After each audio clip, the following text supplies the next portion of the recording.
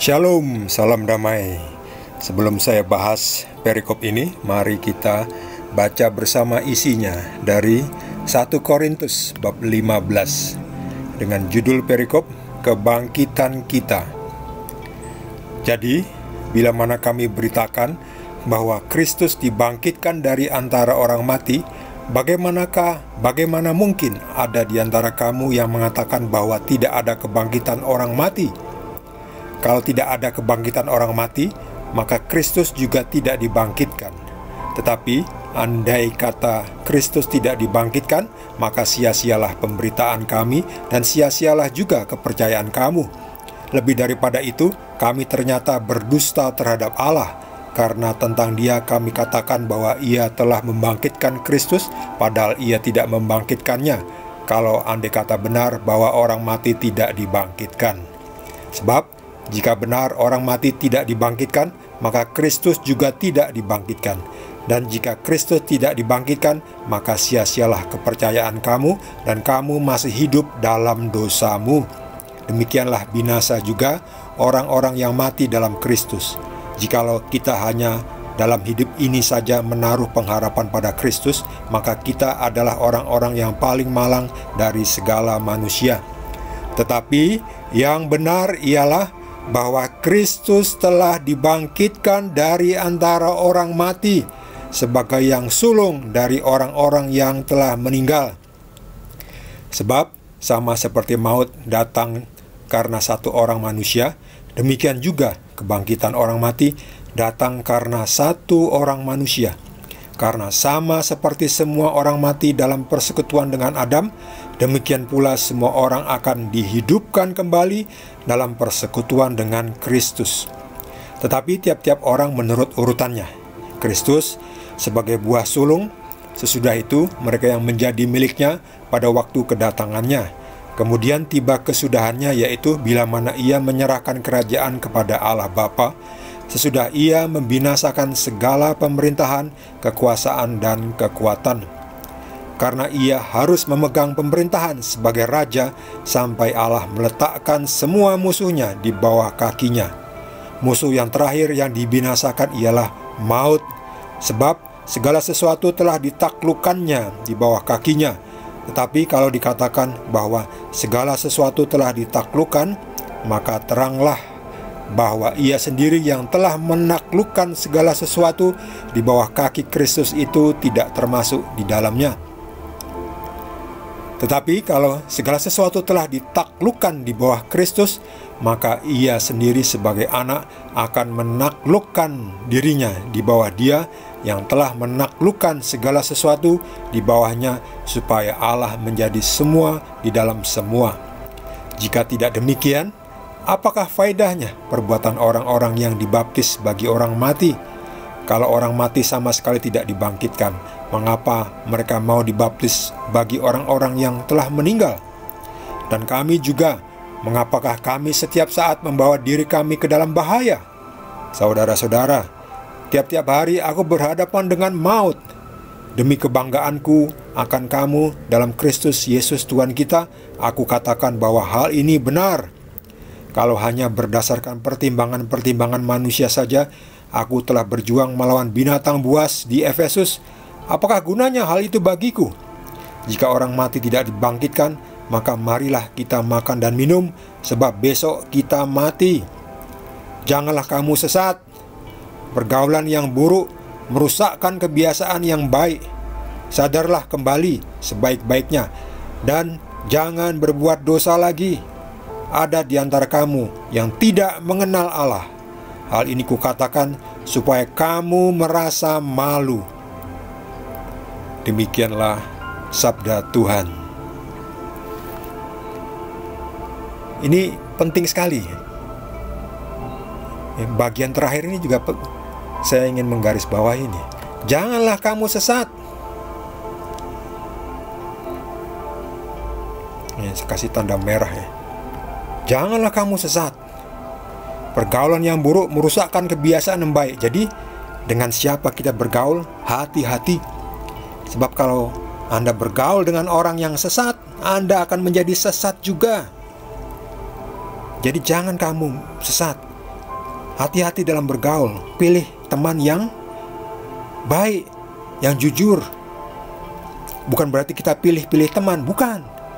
Kita pilih yang baik, yang benar, ya. Bukan pilih-pilih orang, tapi kita pilih yang baik. Kalau jahat jangan diikuti.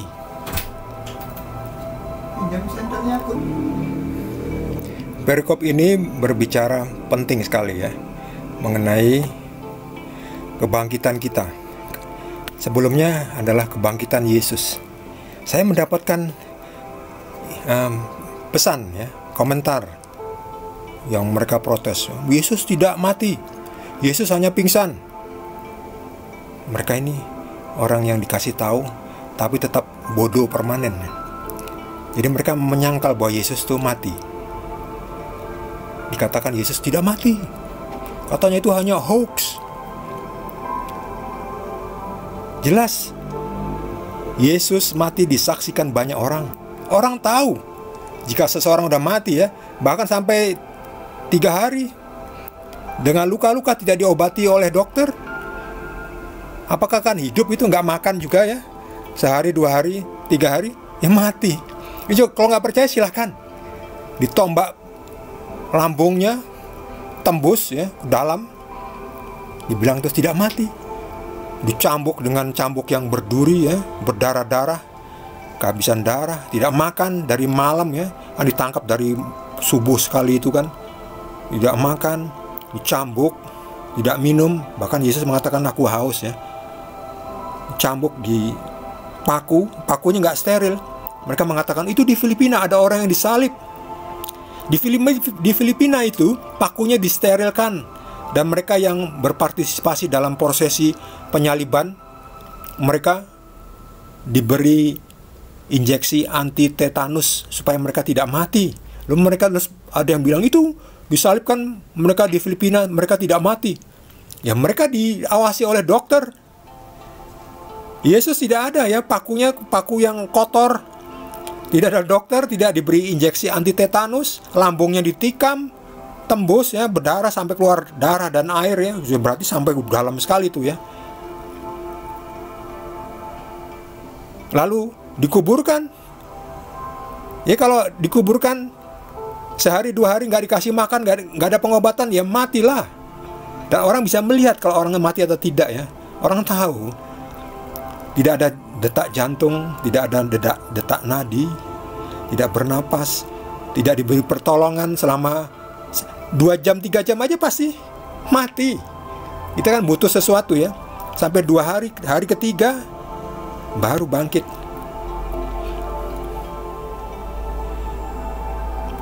Mereka ini orang yang tidak mau diberitahu ya. Orang yang tidak mau tidak bisa ditolong.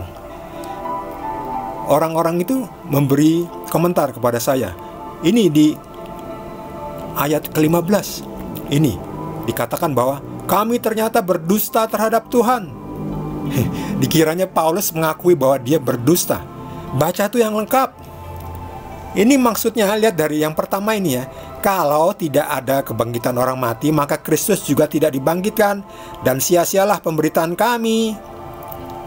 Dan kami, kalau memang Yesus tidak dibangkitkan, maka kami ternyata berdusta. Ya benar, kalau Yesus tidak dibangkitkan kami berdusta. Tapi Yesus dibangkitkan. Dibaca di ayat ke-20. Ayat ke-20 lihat ini. Tetapi yang benar ialah bahwa Kristus telah dibangkitkan dari orang mati. Jadi Yesus memang mati. Yang benar adalah Kristus telah dibangkitkan dari antara orang mati. Jadi Yesus mati dan dibangkitkan. Jadi jangan ngutip-ngutip ayat yang ke-15 ini. Lebih daripada itu, kami ternyata berdusta. Dikirain Paulus berdusta. Dikirain Paulus mengakui dia berdusta. Baca dulu nih di ayat 13 ya. Kalau tidak ada kebangkitan orang mati, maka benar kami berdusta. Tapi ternyata ayat ke-20, yang benar adalah Kristus telah dibangkitkan dari antara orang mati. Berarti Paulus tidak berdusta. Paulus tidak berdusta karena benar Kristus telah dibangkitkan. Lihat ini. Yang benar ialah bahwa Kristus telah dibangkitkan dari antara orang mati. sebagai yang sulung dari orang-orang yang telah meninggal. Jadi Paulus tidak berbohong. Ini kalau baca jangan cuma ayat yang ke-15 ini. Baca dari ayat ke-13. Baca dari sini. Ya. Ngerti nggak? Bagi Anda yang memang haus akan kebenaran, Anda bisa ngerti. Tapi bagi Anda yang tidak mau, saya terangkan sampai dunia ini habis, juga Anda tidak akan paham, karena Anda bukan tidak bisa paham, tapi Anda tidak mau paham. Kembali lagi, orang yang tidak mau tidak bisa ditolong. Jadi bagi Anda yang menuliskan komentar yang istilahnya hanya debat kusir, ya hanya saya jawab sekali, 2 kali, sudah itu.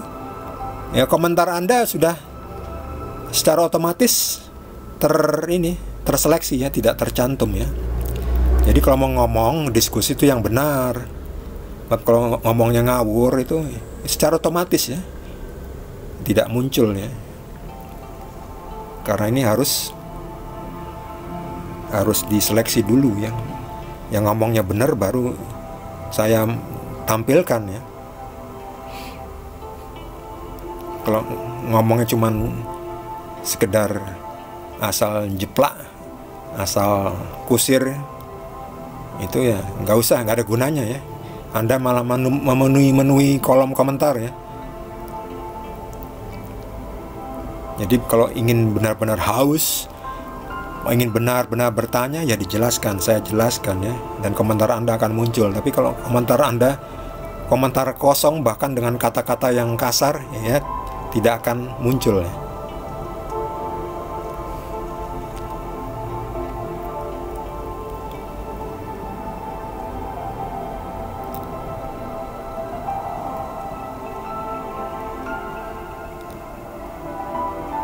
Lihat ini.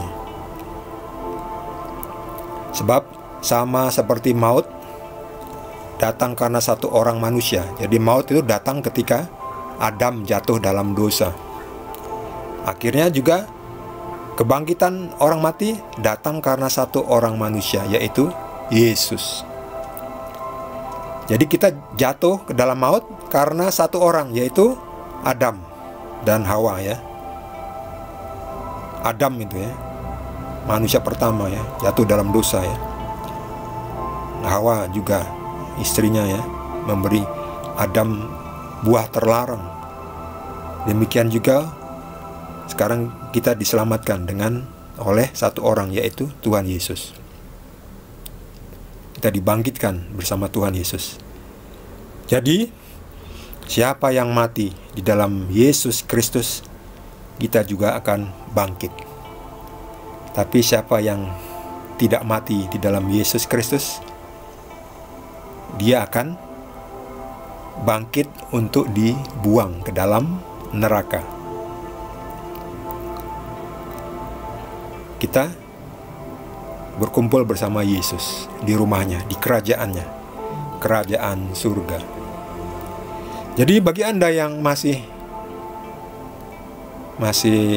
sengaja tidak mau tahu, yaitu urusan Anda ya, saya sudah menjelaskan ya. Jadi Paulus tidak berbohong, Paulus tidak berdusta ya. Ya, ayat 15 ini konteksnya adalah ayat 13 dan 14. Jadi kalau Paulus mengatakan bahwa Yesus bangkit, ternyata Yesus tidak bangkit, maka Paulus berdusta. Tapi ternyata Yesus memang bangkit. Jadi Paulus tidak berdusta. Yang benar ialah bahwa Kristus telah dibangkitkan dari antara orang mati. Jadi Paulus tidak berdusta. Memang Kristus dibangkitkan.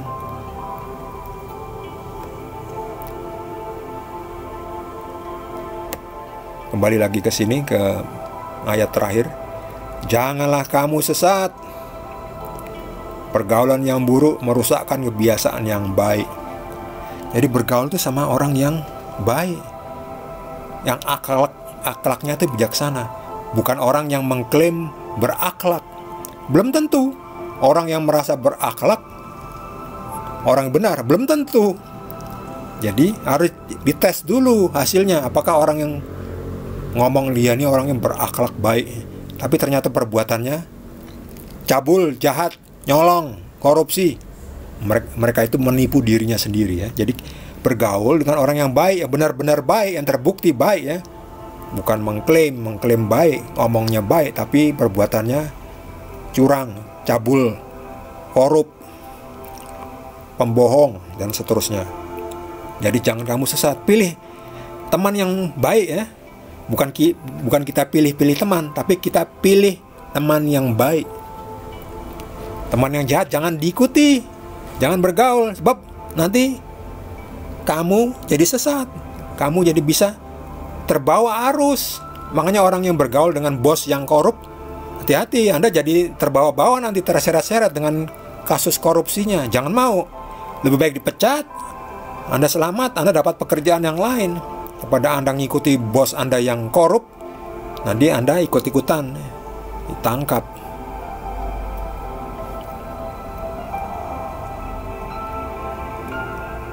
Sadar, segera sadar, jangan berbuat dosa lagi. Ya, ini dikatakan supaya kamu merasa malu. Malu sudah menolak Tuhan, sudah mengingkari kebangkitan Yesus. Malulah ya. Anda berargumen kosong. Kenyataannya memang Yesus adalah bangkit, tapi orang-orang itu tetap berargumen yang kosong. Malulah. Segera bertobat. Jangan berbuat dosa lagi.